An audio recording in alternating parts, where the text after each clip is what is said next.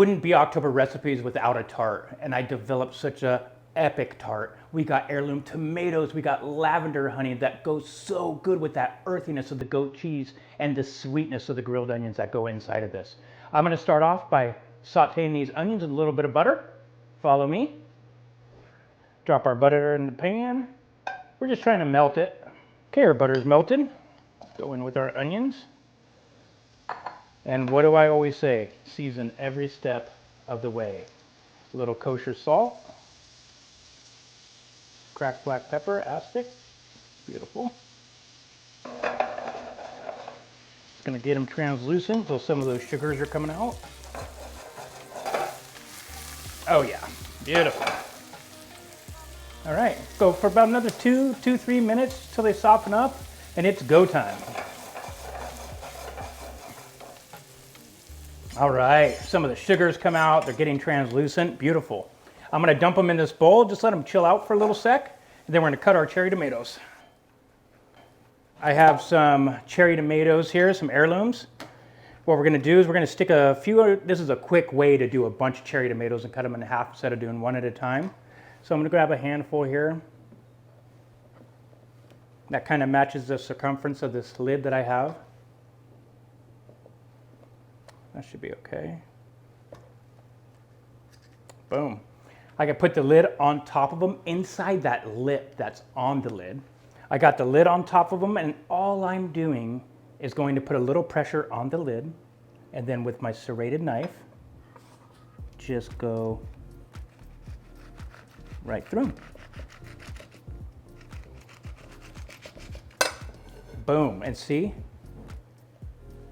Now you have half tomatoes, and you're not sitting here 20 minutes sliced dicing and sacrificing throughout your day. You have more time to put love in your food.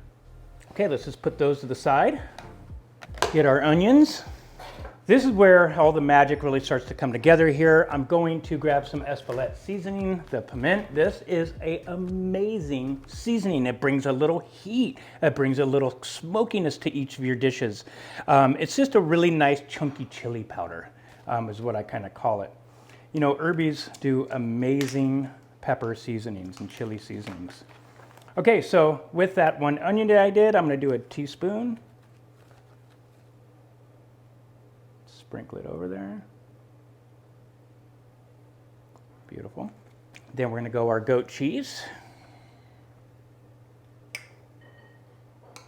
And then I'm just gonna kind of fold the onions, smash it down, around. Go ahead and season every step of the way.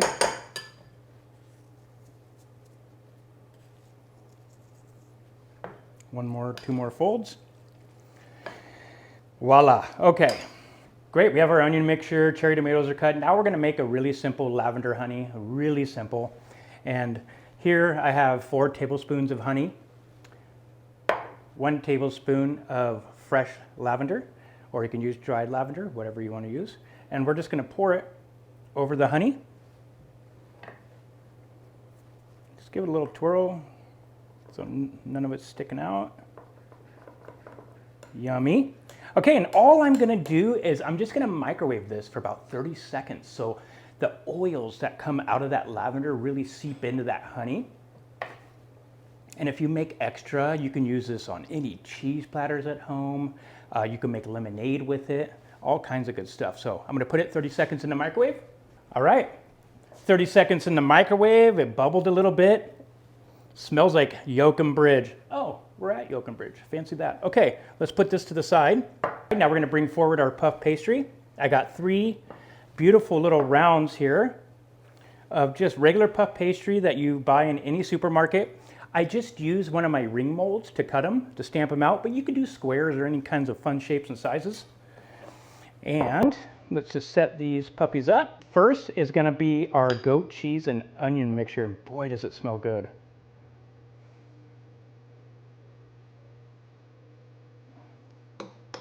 Just a dollop. This recipe usually can do 4, but we're just gonna do 3 here because I got the room for it. Awesome. Okay, now we're gonna do some cherry tomatoes. And just kind of stick them in the cheese. They're gonna roast nicely. I always like to stick them up, facing up, so the juices stay in there and don't spill out. Now I'm just going to kind of pinch up the sides here. Just pinch them. Little pockets of cheesy onion love. Let's take it. Puff pastry is really resilient.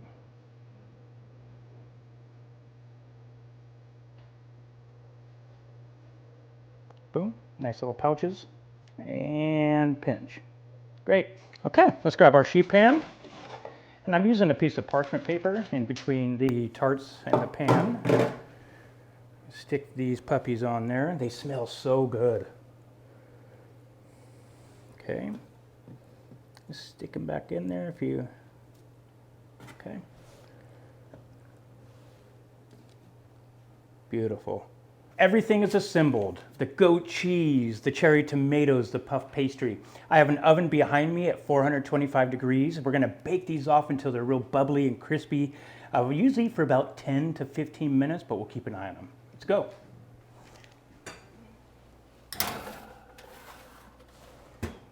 All right, it's been 12 minutes. I just checked on them, 425 degree oven.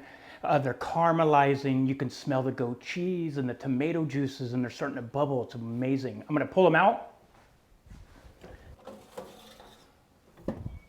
Oh yeah.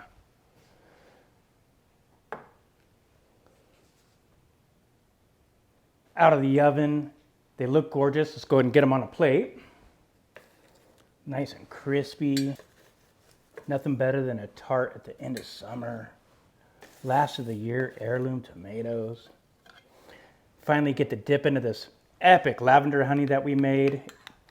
Smells amazing. Okay, let's drizzle.